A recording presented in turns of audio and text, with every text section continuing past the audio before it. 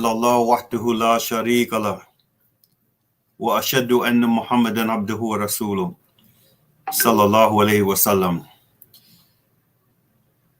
Brothers and sisters, friends of Salam Media and the Afia Foundation in the United States and around the world, I want to welcome you to this week's edition of a conversation with El-Hajj Mauri Saalakhan.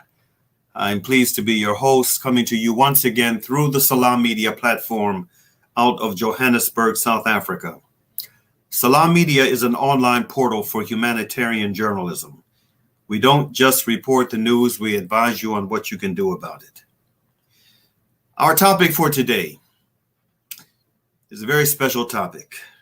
For here in the United States of America, we are experiencing today, July 4th, 2021, possibly the most important holiday in the American social political system. And our topic for today, in concert with the importance of this day, is what to the slave is the 4th of July, a 21st century dialogue.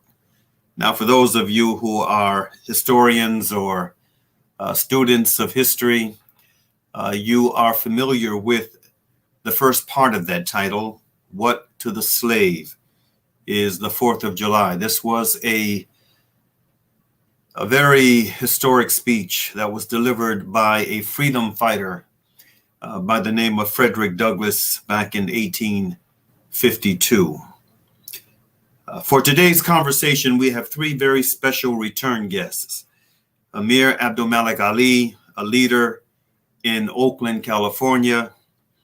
Muhammad Bashir, a retired lawyer, businessman, and thought leader based here in the Washington, D.C. area. And Brother Baron Jamaal Musa Bell, a Khatib, a thought leader and chairman of the board for the Afia Foundation.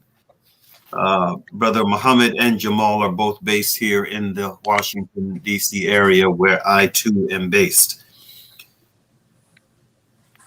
I want to begin, for the sake of balance, and beginning this conversation with on a thought-provoking note. And before I do, I want to say to my brothers, welcome. Assalamu alaikum wa rahmatullahi wa barakatuh. Wa alaikum assalam wa rahmatullahi wa barakatuh. Okay, we're going to begin this on a hot note. I received a message from one of my Facebook friends. I was one of a number of his Facebook friends that received this message, and it comes from a prominent personality, a prominent thought leader who is non-Muslim and who clearly is someone who believes in the promise and much of the symbols of America and Americanism. Again, out of respect, both for those who hold this view and for the sake of balance, and as a way of igniting the conversation on a thought-provoking note, I want to share with you the message that I received.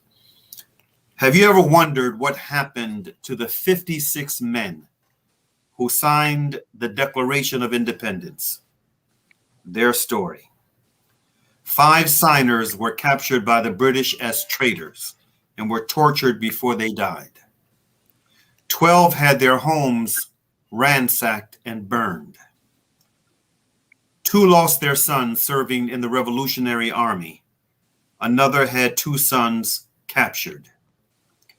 9 of the 56 fought and died from wounds or hardships of the Revolutionary War. They signed and they pledged their lives, their fortunes, and their sacred honor. What kind of men were they? 24 were lawyers and jurists, and 11 were merchants. 9 were farmers and large plantation owners, men of means, well educated. But they signed the Declaration of Independence, knowing full well that the penalty would be death if they were captured. Carter Braxton of Virginia, a wealthy planter and trader, saw his ship swept from the seas by the British Navy. He sold his home and properties to pay his debts and died in rags. Thomas McKean was so hounded by the British that he was forced to move his family almost constantly. He served in the Congress without pay, and his family was kept in hiding. His possessions were taken from him, and poverty was his reward. Vandals or soldiers footed the properties of Dillery, Hall, Clymer, Walton, Gwinnett, Rutledge, and Middleton. At the Battle of Yorktown, Thomas Nelson, Jr., noted that the British General Cornwallis had taken over the Nelson home for his headquarters. He quietly urged General George Washington to open fire. The home was destroyed, and Nelson died bankrupt. Francis Lewis had his home and properties destroyed. The enemy jailed his wife, and she died within a few months. John Hart was driven from his wife's bedside as she was dying. Their 13 children fled for their lives. His fields and his gristmill were laid to waste. For more than a year, he lived in forests and caves, returning home to find his wife dead and his children vanished. So, take a few minutes while enjoying your 4th of July holiday and silently thank these patriots. It's not much to ask for the price they paid. I hope you will show your support by sending this to as many people as you can, please. The 4th of July means more than beer, picnics, and baseball games. True reflection is a part of this country's greatness. Now, first question out of the box, my dear brothers. Your reflection to this message, and are the words of Frederick Douglass from that speech in 1852 still as relevant today as they were then? And if you say yes, why? If you say no, why not? Let's begin with you, Brother Abdel Malik Ali. أعوذ بالله من الشيطان الرجيم بسم الله الرحمن الرحيم الحمد لله رب العالمين أشهد أن لا إله إلا الله وأشهد أن محمدا عبده ورسوله. Assalamu alaikum, brothers. Good to be with you, brothers, again, and it's nice to meet my brother Baron. The words of Frederick Douglass are still relevant. The words of Frederick Douglass are still relevant because America is still an empire, right?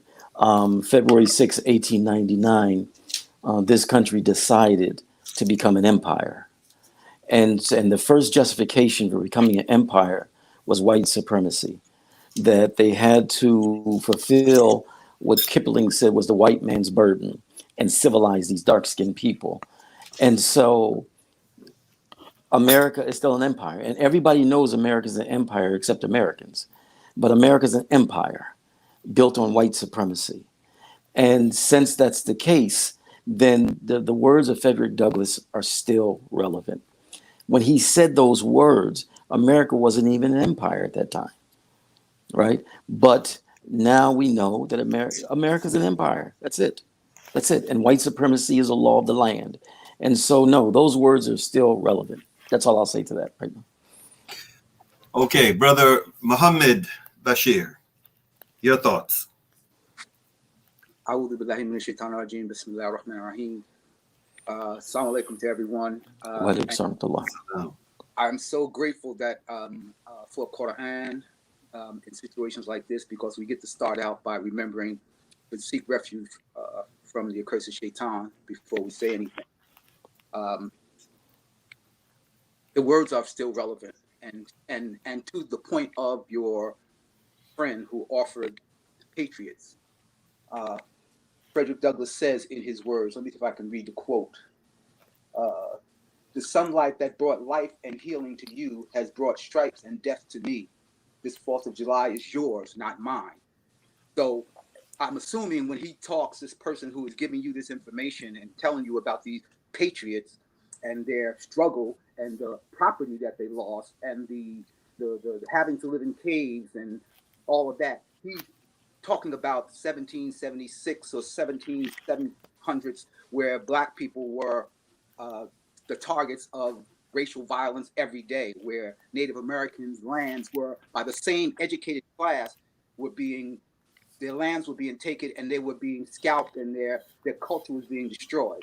And the enslavement was so brutal that the nature of the enslavement carries on even through the vestiges of what it is that we go through today. So therefore, talking about relevance of his argument that this 4th of July is yours, not mine, this is Frederick Douglass saying it isn't me. So perhaps your friend might want to read something about the slave narrative so that he can get an understanding of what it is to lose property. Because if you lost a house, I can imagine you lost your house, but I can imagine what it's like to lose your name, to lose your language, to lose your culture, to lose your God, to lose your friends, to lose your inheritance, and then never be able to put together a family, to be able to gain an inheritance, and to watch the culture develop from the founding fathers who participated as what he calls patriots to create a narrative that would never allow that Black man, that people Frederick Douglass was saying, it's yours, not mine, to get to the position to where they can have an inheritance that would connect them to America. And so your friend, I'm sure he means well, but it's kind of like the guy who always says, we don't want critical race theory taught to our kids. What he's saying is the same thing that Malcolm said to us. Only the fool would allow the enemy to teach their children. So he's not going to be a fool. He's not going to tell you the truth about history. He's just going to tell you about the history that glorifies him. And so therefore, when Frederick Douglass speaks and tells you it's yours, not mine, he's saying you have glorified yours, but you are ignoring ours. Mm-hmm. Brother Jamaal, what say you, brother? Well, Bismillah ar-Rahman ar-Rahim. Assalamu alaikum wa rahmatullah to everyone. So if I can, and I'll try to do this as quickly as I can, I want to read something from Surah Muhammad and bring this into the 4th of July celebration. And in the second ayah, and I'm going to say this just in English for brevity. But as for those who bear faith and do good deeds of righteousness and believe in that which is revealed to Muhammad, for it is the very truth revealed by their Lord, he has purged them of their sins and has improved their condition.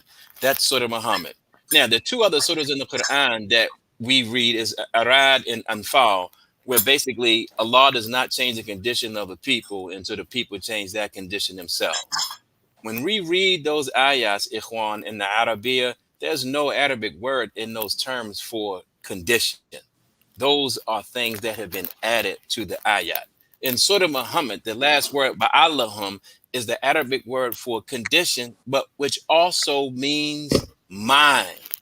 So when your mind is changed, that is when your condition is changed. So on the 4th of July, notice this, and the brother put it in the piece. He talked about the surrender of Cornwallis at Yorktown.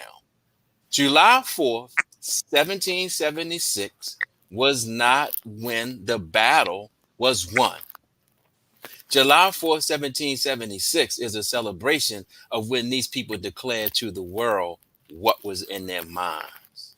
And so to answer the question, is the 4th of July relevant? And the words of Frederick Douglass relevant? Wallahi, they're relevant as they are markers of time. But now what we must do as Muslims is look back on that with a critical critique of what those words mean today. And we cannot be stuck in time, because the two statements that you read, Brother Saalakhan, they're contradictions in time. Frederick Douglass saw things as they were in his time as a slave with no hope. The brother who sent you those statements, he sees it as hope. Now, white supremacy is definitely on the run, but is it the same as it was in 1776? George Floyd, his murderer, Derek Chauvin, is in jail. How did he get there? A friend of yours, Saalakhan, Brother Keith Ellison, serving as the prosecutor in Minnesota, a follower and student of Imam W.D. Muhammad, led charges, and now Derek Chauvin is locked up for killing a black man. So now how do we as Muslims in our time, place, and circumstance reconcile that with white supremacy and bring our people into a definite, precise intellectual understanding of where we are?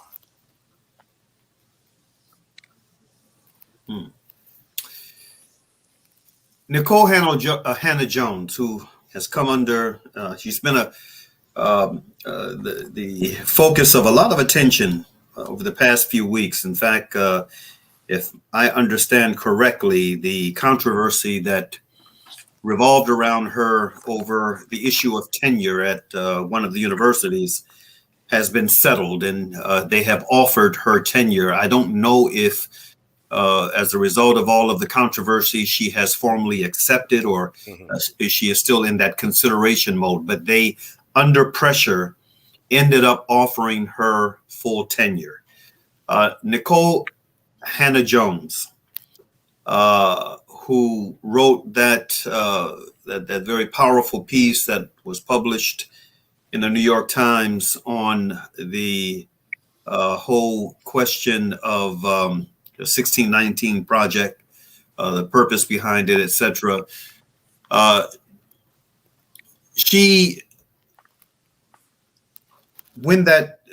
the time that issue was being introduced, about a little over a year ago, she wrote, "Our democracy," this is a quote, "our democracy's founding ideals were false when they were written.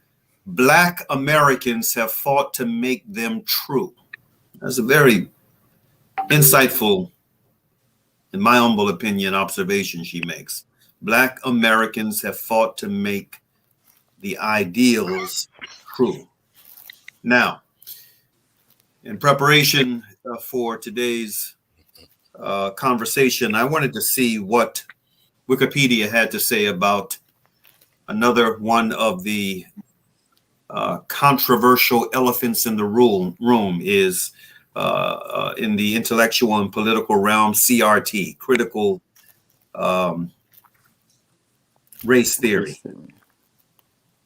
The opening lines of Wikipedia's page on CRT reads as follows.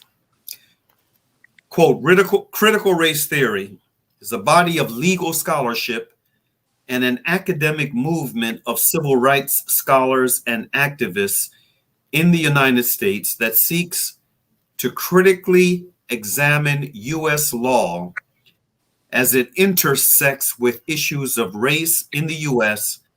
and to challenge mainstream American liberal approaches to racial justice. Now, this caught me by surprise.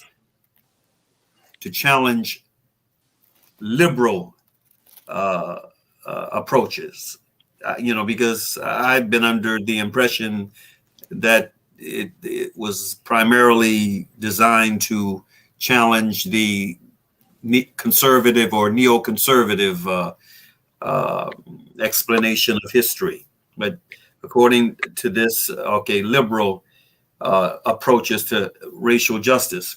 Goes on to say CRT examines social, cultural, and legal issues primarily as they relate to race and racism in the United States. Now, brothers, what are your thoughts on this definition that Wikipedia presents us with, and what are your thoughts on critical race theory in general? Let's go back to you, Brother Amir, to Malik Ali. It's a teaching of history and what America is really about. That's really comes down to what America is truly about. What is America's real history? There's a tendency in America, of course, to honor some very dishonorable people. That's the norm. But what is Yes. the real history of what's going on in America? To me, that's critical race theory. They always come up, these new terms, but that's critical race, the teaching of true history of what America truly is and what America is really about. So instead of white folks really being willing to go toe to toe with their past and with their present, so on and so forth, they're both connected. They want to try to keep people from even talking about it. Don't even discuss it. It's not about a liberal thing or a non-liberal thing. It's about the history of America. You know what I'm saying? And that history of America is rooted in genocide and enslavement. And that's the reality of it. And so rather than do a whole whitewashing of what this country is truly about, and let me say real quick here that in America, one of the major weapons of social control are illusions. They get people to believe in illusions, and in believing in illusions, they're able to control the people. Well, one of the illusions, of course, is the whitewashing of American history. So this whole critical race theory, to me, has to do with dealing with the true history of America. That's it. Mm-hmm. Brother Muhammad.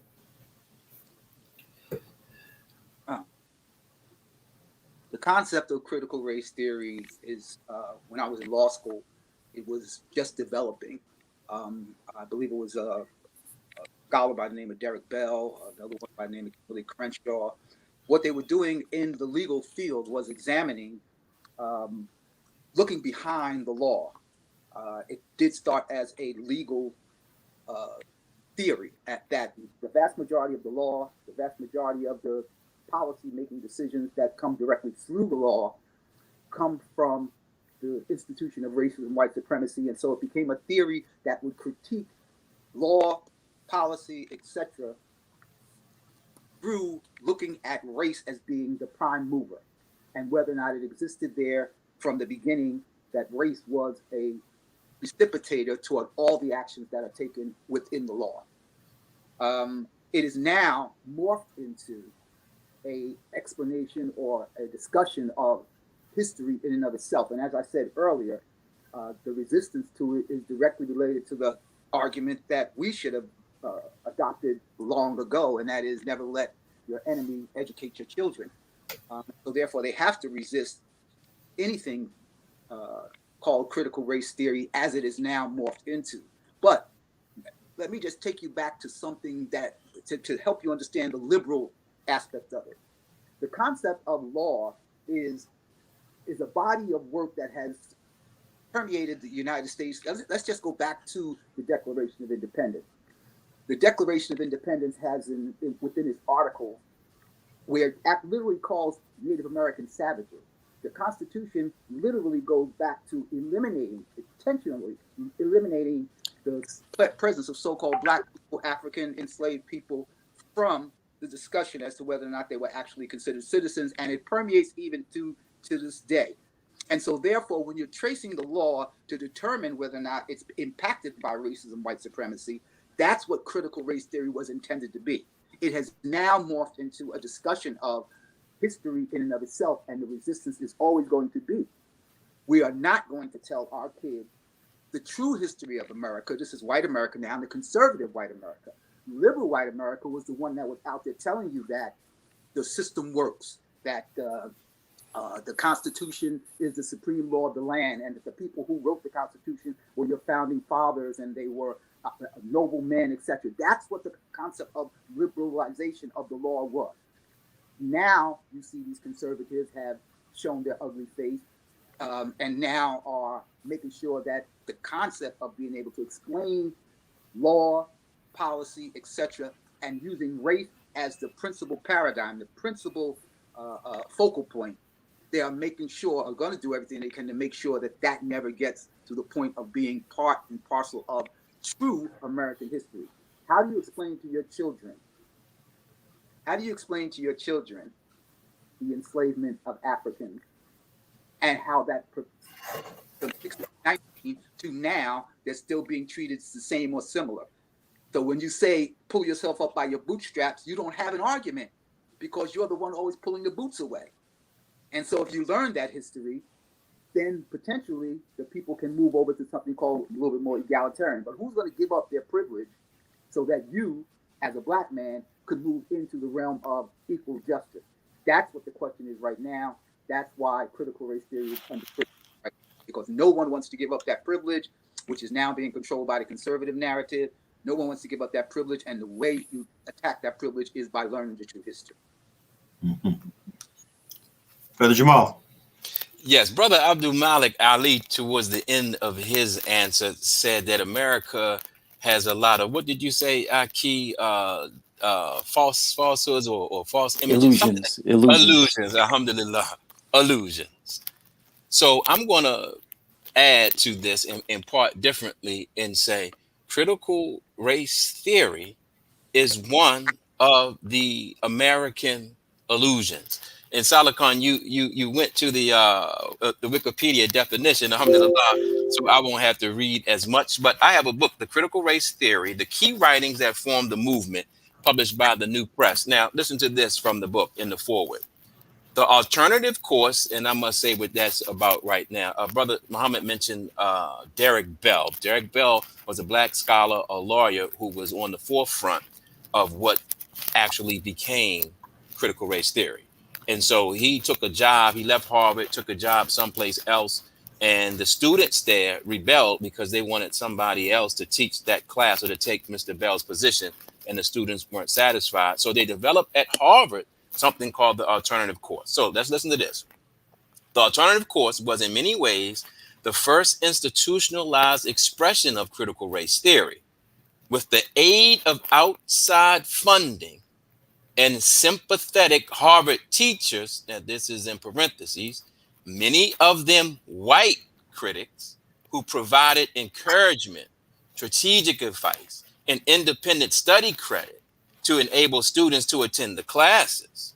The course brought together a critical mass of scholars and students and focused on the need to develop an alternative account of racial power and its relation to law and anti-discrimination reform. Now, this critical race theory is something that was developed in Harvard and then took off in the ivory towers of the Ivy League schools. Now, what is that telling us? White people, they admit, sympathetic whites, supported this movement. So now we ask ourselves, were these sympathetic whites anti-American? Were they striking out against white supremacy? Were they out to eliminate America's imperialism? And so we had to be very careful as Muslims, the things that we embrace and the arguments that we get ourselves into. We have some Muslims, some young brothers who mean well, but they have entered the ivory towers of white academia. And now they're presenting critical race theory as something that our Islam needs, or it can be enhanced by.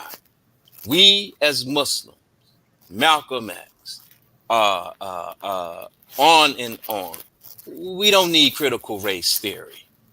We don't need liberal whites, a movement supported by them, to tell us anything.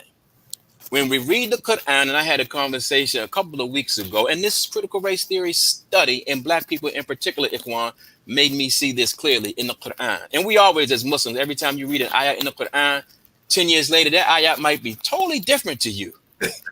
you'll get an understanding, right? Yeah. That you never had before. And so this particular day I was musing, brothers, and I thought about not an ayat in the Quran, but just the Quran in general. Have you ever noticed that the enemy, or if you knew, the enemy of the Arab people in that time were the Persians and the Romans, right? Mm-hmm. But the Quran is not revealed in the backdrop of the enemies of the Arabs being the Persians and the Romans. It's one surah, Ar-Rum, that mentions a battle in a place far off, which serves as a prophecy to Nabi Muhammad sallallahu alaihi wasallam. But that's not the context of the revelation. The context of the revelation is not an external enemy. The context of the revelation is what's going on amongst a people. And what is the solution to their problems? It's not a theory. It's not a solution to defeat the Greeks and the Romans and the Persians and the Byzantines. It's taqwa and tawheed. It's taqwa and tawheed. Allah already told us what's going on. Critical race theory doesn't tell us anything about white people. Allah told us what Iblis said when he created Adam. Submit, Iblis. Iblis said, I'm not going to do it. Why? Because I'm created from fire and he's created from clay. Iblis believes in tawheed. Iblis calls in sort of in the seventh surah where this story is, he says, Ya Rab, oh Rab, my Lord, you created me from this thing, my creator, but you created this one of mud, of clay. And so it's beneath my inalienable rights to submit to him. And what is the pinnacle of American thought? Inalienable rights to property, to life, to liberty, the pursuit of happiness. So we can go off into this critical race theory thing, but guess what critical race theory does not talk about? Tawheed and taqwa. It is a reaction to white supremacy. And Islam is not a reaction to white supremacy or the white man. That's how Mr. Muhammad brought Islamic terminology to us in that backdrop. Brother Malcolm spoke to us and he resonated to us in the backdrop of our enemy and our oppressor. But that's not Islam, Ikhwan. We have to flush ourselves of that and see and read the Quran for what it is. And then our paradigms, our solutions come from that. Tawheed and taqwa. So I'm not saying critical race theory is bad, it's wrong, none of those things. But when you start dealing with theories, the question is, what inspired those theories? Are they on Tawheed and Taqwa, or is it something else? So that goes back to the relevancy of Frederick Douglass in the 4th of July and what I was trying to say earlier about our mindset. Frederick Douglass saw himself as a black man, and he saw America as something that was not allowing black people to be free, to be liberated. America was his focus. Our focus as Muslims is Allah subhanahu wa ta'ala. And what we understand of adl and what we understand of justice first starts there, not at Harvard, Yale, and Columbia. Well said. For the benefit of our non-Muslim viewers and listeners, the brother referenced two doctrines, two principles in Islam, taqwa and tawheed. Taqwa is God consciousness, Allah consciousness. Tawheed is the oneness. It speaks to the oneness of Almighty God, that there is nothing worthy of worship except that one creator of all life and everything that exists. So these are very fundamental principles in Islam that everything else revolves around.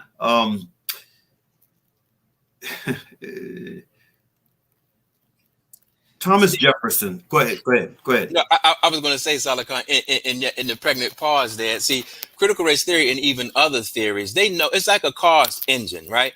The makers of cars know that the engine consists of internal combustion. So that engine won't blow up. You got to have an exhaust system so that thing can keep going down the road. So critical race theory and some of these other liberal, things, it's the same similar thing. People in America know this thing can blow up as a powder keg. So we have to create some mechanisms for people to blow smoke, but in a way that's not threatening really to the power structure. And that all comes back to Allahu Akbar. Allah is the greatest. Mm-hmm. And it also touches upon another reality from my humble perspective. Oftentimes you hear folk, especially folk who define themselves either as atheists or agnostic. They, say they don't believe in religion because, religion has been problematic for humanity, et cetera, et cetera. Mm-hmm. But the reality is, religion as the term is, actually defined by practice, is nothing more than a belief system. That's what religion is. It's a belief system. And so secularism, atheism is religion. It's a belief system. And well, anyway, I don't want to get way off on a tangent, but we live in a society, we live in a world where deities have been made of everything, of everything. You have large and small deities, and Islam is a system of life and living. It is a deen that invites the human being, the human creature, one of the only two elements within this universe that has been given the gift of limited free will, human beings and jinn,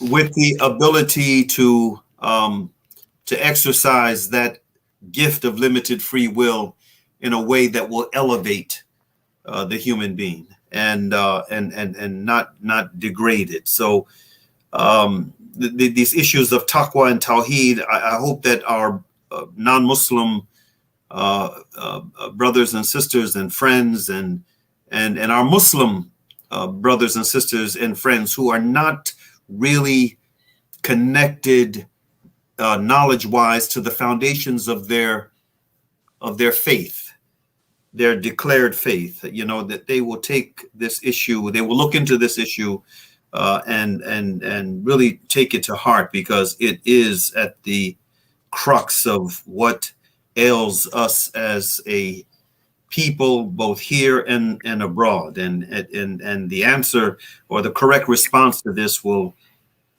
open the door for a tremendous amount of healing and relief from that which ails us. With that said, brothers, what came to mind for you?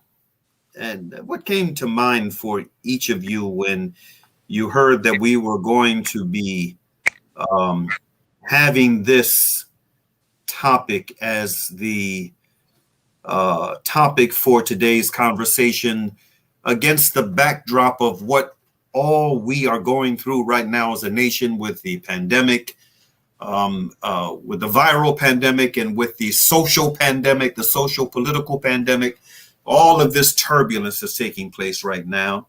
What thoughts came to mind when your brother Saalakhan invited you to the table for this conversation?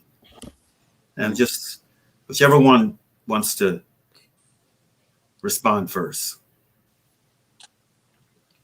Well, my thought, Saalakhan, was that it was a perfect symmetry, if you will, particularly the question about critical race theory and Frederick Douglass, that this particular program of yours today that you do on this Sunday corresponded to the celebration of the 4th of July.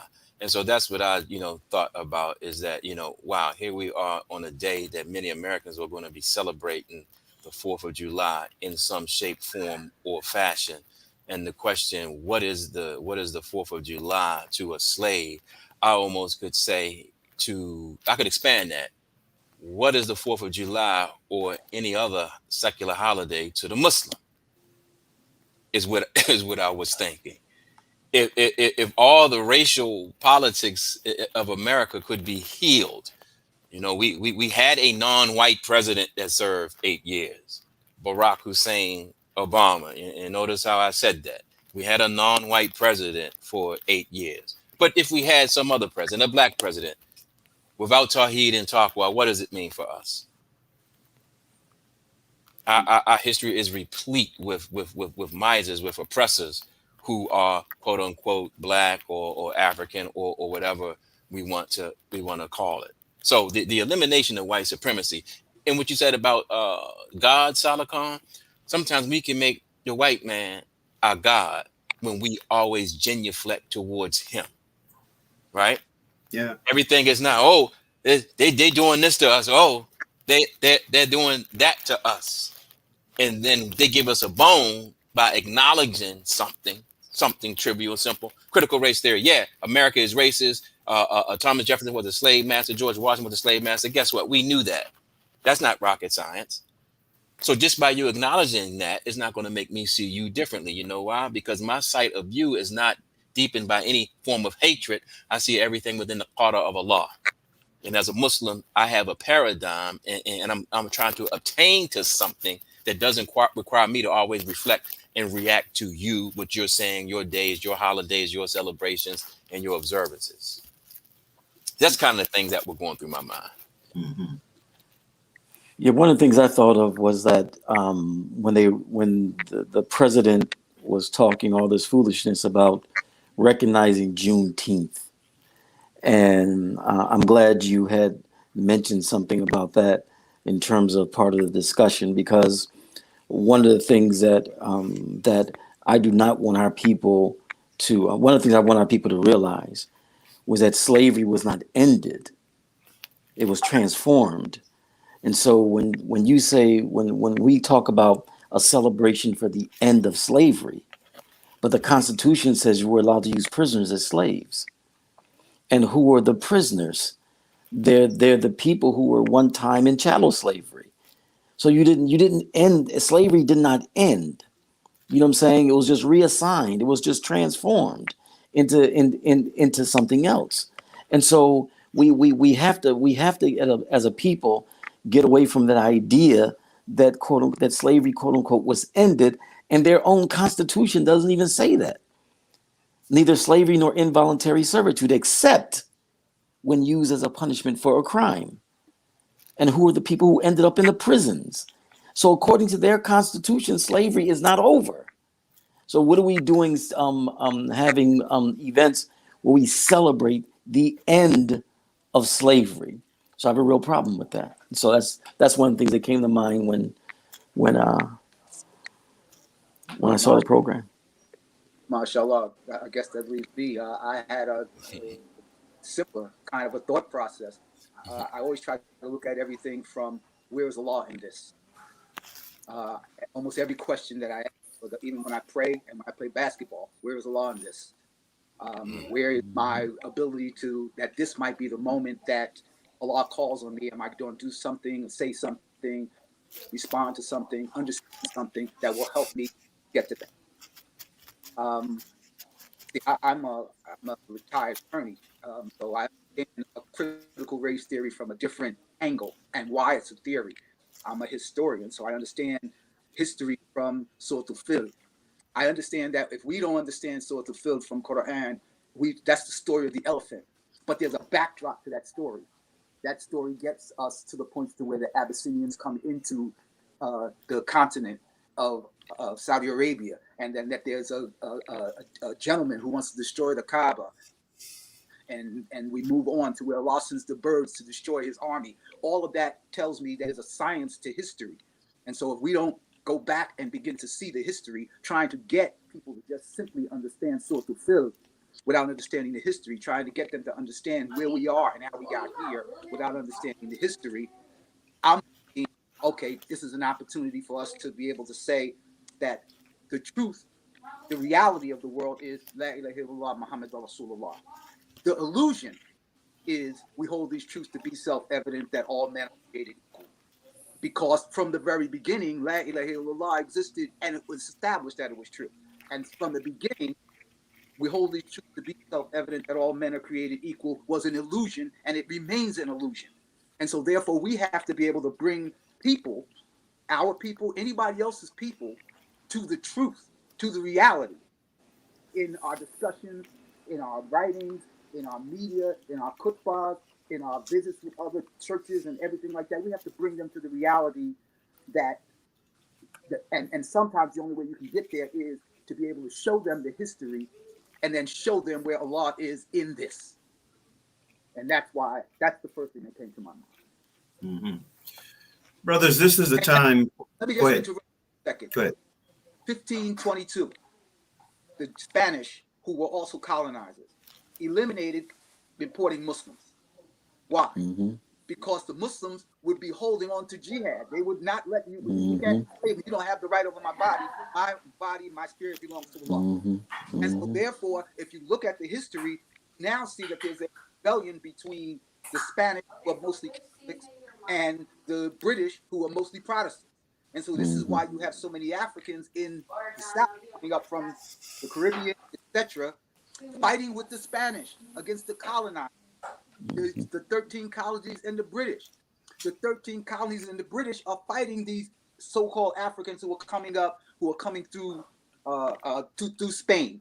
Same Spain that in 711 the Muslims entered into and taught them civilization and carried their culture till 1492. We aren't separated from that history. And so if we continue, if we give them the history, if we give the community in the world the history, they'll be able to connect with, say He Allah is one, Allahu Samad, Lam Yalid wa lam yulad wa lam yakul lahu kufuwan ahad, because they can see the hand of Allah in all of it, and as we can see the hand of Allah in all of it. Mm-hmm. You know, the 4th of July is also tied into militarism and America's military might, and you know, saluting soldiers, and you know, celebrating empire, the militaristic side of empire. This is part and parcel of America's Independence Day celebration. Given most of our history as it relates to the issue of militarism, most of our history, should Muslims, in your view, be comfortable in going into the military? The U.S. military? The U.S. military we're talking about? Yeah, we're talking about the U.S. military, and then we, if you want to, you can extend it to militaries abroad as well. But you know, we're specifically the U.S. military. As a citizen in this country, do you feel that it is something that we should feel an obligation to shoulder as patriotic citizens? No. It's an imperialist. It's an imperialist power. It's an empire. And so the nature of empire is to do what? To take over other people's lands, to steal their land, their labor, and their resources. That's the nature of empire. And so we cannot participate in that. Now it's interesting now, when we go back and see how so-called minorities, dhimmis, were dealt with in the Muslim civilization, they paid a tax, right? They paid the jizya, right? But they didn't have to fight in the wars. They didn't have to fight in the wars. You know what I'm saying? And so we cannot align ourselves with a government that is an empire rooted in white supremacy, racism, right? That is in our own countries, African Muslim countries, creating havoc, bombing Muslims. So we in turn join that military force to help kill other Muslims? No, we're not allowed to. We're not allowed to. We can't. You know, brother Saalakhan and Abdel Malik and Bashir, this argument comes up, or this question comes up sometimes, Saalakhan, and this is going to sound harsh for particularly the non-Muslim and even some Muslims maybe. Well, what if some people are raping women? Then can we go and join the American forces to fight against people who are raping women? If the intervention of America or any other power or institution is not for feasibilillah, then that answer is no. Meaning you think it's for a good purpose. But if it's not Tawheed and Taqwa pertaining to that purpose, how do we know the initiative is good, even though you're spinning it as something that is good, right? Oh, the people are starving. Well, people are starving here in America every day, but you're not going to war in the cities of America. So it for the Muslims, it comes back to that. Tawheed and Taqwa, and I hope that doesn't sound crazy. Oh, women are being raped or whatever. If anything, and I heard many lectures of Imam Muhammad on this. If anything, we need to have our own leaders investigating. And so, if America is endeavoring against the people, say, okay, let us have our own troops, our own units, and we'll do things under our own command, but not under yours. There you But go. not under yours. Right. If we find something valid. Because usually the ones who are usually doing the raping are the American soldiers. Yeah. In that type of scenario, they're raping their own women in the U.S. military. 1/3 of women in the U.S. military have been That's right. sexually assaulted by American soldiers. Why? right. Because they're the bad guys. That's how the bad guys act. You know what I'm saying? So these are not the good guys. Look at their actions. The American military are not the good guys, and you can see it in their actions. I'm sorry. Go ahead, Brother Bashir. Let me take you back to Frederick Douglass. He says, "Go around the world and you will say with me that for revolting barbarity and shameless hypocrisy, America reigns without the right." Thank you. Thank you. That takes me back to my previous comment. Do we think that Allah placed us here as Muslims indigenous to this land by accident? Are we supposed to, like those who join the destruction? Are we supposed to be the people who lead the people out? Did Allah raise Musa in the house of Pharaoh so that he could just send a stranger to Pharaoh, or he could speak truth to the people who were here who understood the Pharaoh? Who understands Pharaoh better than us? We understand it. So now, look, when you ask that question about the military, bro, I got 5 brothers who went to the military and 3 uncles. All right? But the point is, we are the community that Allah says we're the best community created for mankind because of 3 things. 1, we encourage what is right, we forbid what is wrong, and we believe in Allah. Those 3 things we have to be the people who encourage what is right. And so therefore, what do we do when we join the military and we see what Chelsea Manning exposed, what WikiLeaks exposed, gunning down people, innocent people in the street, killing off entire families? What do we do when we're in the military when we see that happening? We're complaining right now as a community that we see black kids being shot on the street by cops and nobody does anything but take a picture of it. What do we do as a community if we see that going on? We have to stand for what is right, forbid what is wrong, and trust in Allah. So can you imagine being in a scenario where you now in Libya and Gaddafi is being dragged out, regardless of what you think about Gaddafi, and you know that it's being done for imperialist purposes, not because it's the right thing to do. What do you do? And so therefore, I read a hadith, and Allah forgive me, I'm paraphrasing it, but if you participate in a just thing, you get the benefit of that justice. Yeah. But if you participate in an evil, regardless of the level that you participate on, you inherit some of that evil. You get a share of that. That's right. When people begin to understand that that's who we are as a people, then they know that we can't stand with evil. So they say the Muslims aren't going to stand for that. But that was the Muslims that I grew up under. We're not going to stand for that. We're not going to stand for drug dealers on our corner. Sorry, bro, we can't participate in that. And therefore, we can't allow it, because as long as it's there, it's going to be something we participate in. Now, I understand the American government, and we pay our taxes, and we do all those kind of things, and people can say, well, you do that each and every day.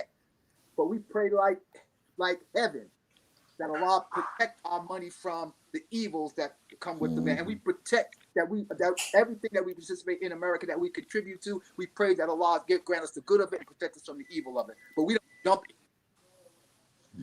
And I wanted to, if I can, Saalakhan, quickly what Muhammad Bashir just said. To me, the story of Yusuf in Quran is always instructive. When Yusuf was not in authority in the land, he took a position under that Aziz. But that Pharaoh, was not murdering and killing the people. So we have to engage as Muslim and as just people within this society, but we cannot get ourselves into a situation where we're going to do harm and take the life of an innocent person. Because somebody could easily argue, what's the difference between working in the military and working downtown for City Hall? Both of them are part of American institutions. And so I don't want to suggest that any of us are saying, hey, as Muslims, you can't engage in society. But we have to, like Brother Bashir said, we have to enjoin the good and forbid the wrong. So if we have any people in the military, because I know people who become Muslims and say La ilaha illallah because they witnessed what happened in the military. The Yahoo plan and Allah plan, and Allah is the best of all planners. Just do not do anything that's going to be counted against your soul when you return to your Lord in any American institution, no matter which one. Absolutely. And on that note, it's interesting, for the longest time, for me, every time I hear that the expression, thank you for your service, when you encounter, when you see folks encountering folks in uniform, or someone is introduced as retired from the military at a public event, thank you for your service.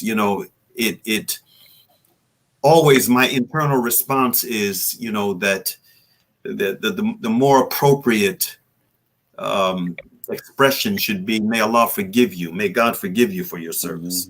May Allah, may Allah bless you to rectify yourself, for aiding and abetting something that was not in the interests of humanity. So with that, I knew that this doggone program was just going to fly by. I knew it was. But so we're at the end of it, brothers. I want to give each of you a minute to make a final thought, to share a final thought on the topic that was under discussion for today before we close. Wow. Let's begin with you, Amir Abdel Malik Ali.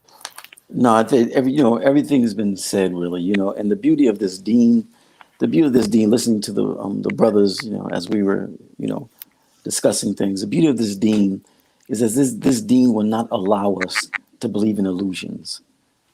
It will not allow us to believe in illusions. It will not. You can't be an empire and a democracy at the same time. That's impossible. That's impossible. And so, one of the things I'm just so thankful for this deen is just that we cannot believe in illusions, and that enables us to command what is right and to forbid what is wrong. With that, I'll just turn it over to the brothers. Brother Muhammad. Alhamdulillah, thank you for having me, and thank you to the brothers. May Allah bless all of you. Ameen. Ameen. If you are enlightened by it, may Allah continue to guide us all. Let me just say briefly, the concept of the 4th of July versus the concept of freedom, justice, and equality are basically two separate and distinct things. We as a community, especially as Muslims, as believers, as leaders, knowing that we have the code, the blueprint that Allah left for the world, we should be out in the forefront of every one of these discussions as to how it is that you overcome your past, how it is that you rise above the distorted histories. And so if we are able to do that, I think that's really where we are as Muslims. I think that's one of the reasons why we're here, stuck in America, watching America. We don't need to watch anymore. We need to take over. And I don't want to say like, grab your hatchet and go out and chop something. I mean, intellectually, religiously, spiritually, we need to be the ones out there, because we're the only ones, the only deen that says that you have to encourage right, forbid wrong. The only one. And we're the only ones who pray 5 times a day as mandatory. We're the only ones with the rituals that suggest that this is what leads to genuine respect and genuine freedom for all people, and the history of the world demonstrates that, from the peninsula of Saudi Arabia to North Africa to Europe, the Muslims moving into Europe, and now the Muslims are here. And so we need to embrace that history and be able to say, this is one of the reasons why Allah has us here, so that we can shed the light on the world for the people. Jamaal. So I would say to the listeners and even to the Muslims, the 4th of July, what is it to a slave? Is Frederick Douglass' speech still relevant? Frederick Douglass's speech was really rooted in the paradigm of, let's say, an African or a Black man wanting better accommodations and recognition from slave masters, from Europeans, from white supremacists. Alhamdulillah Rabbil Alameen for that, but to the Muslims, that is not relevant. What's more relevant to us, to Muslims, is where are we now 200 plus years removed from the 4th of July in terms of America encroaching upon Taqwa and Tawheed. And so no matter how you slice it, brothers and sisters, particularly those who, the ilk who sent that thing to you, Saalakhan, about celebrating, America is a secular democracy.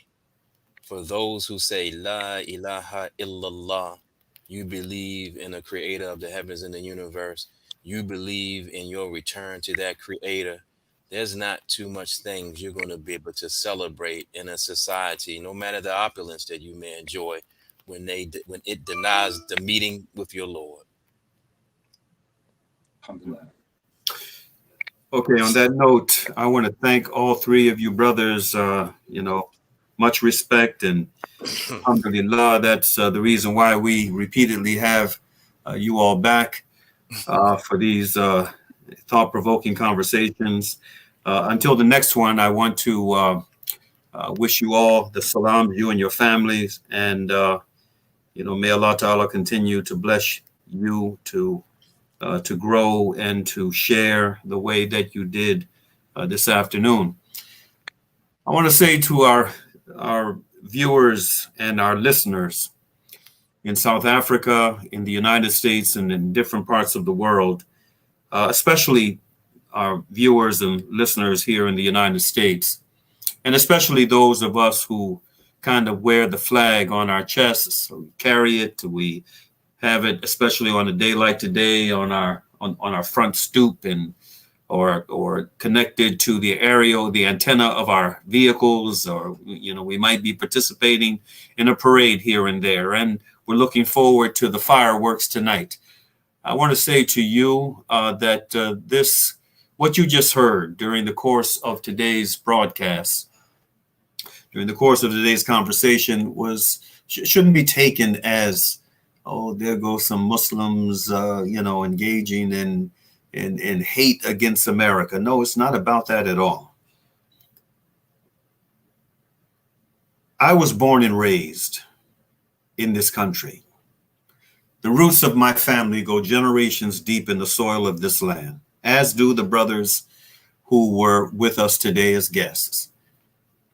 I love this country, but loving your country is not being blind to everything and anything your country does. Loving your country, the best kind of love for country, is the love that propels you to want to do everything within your power to help your country live up to the better part of itself. The former U.S. Senator J. William Fulbright, for whom the Fulbright Scholarship is named, he held one of the most powerful committees in the U.S. Congress, the Senate Foreign Relations Committee, the chairmanship of that committee, longer than any other senator in U.S. history, up until the time that he retired and I think years later passed away.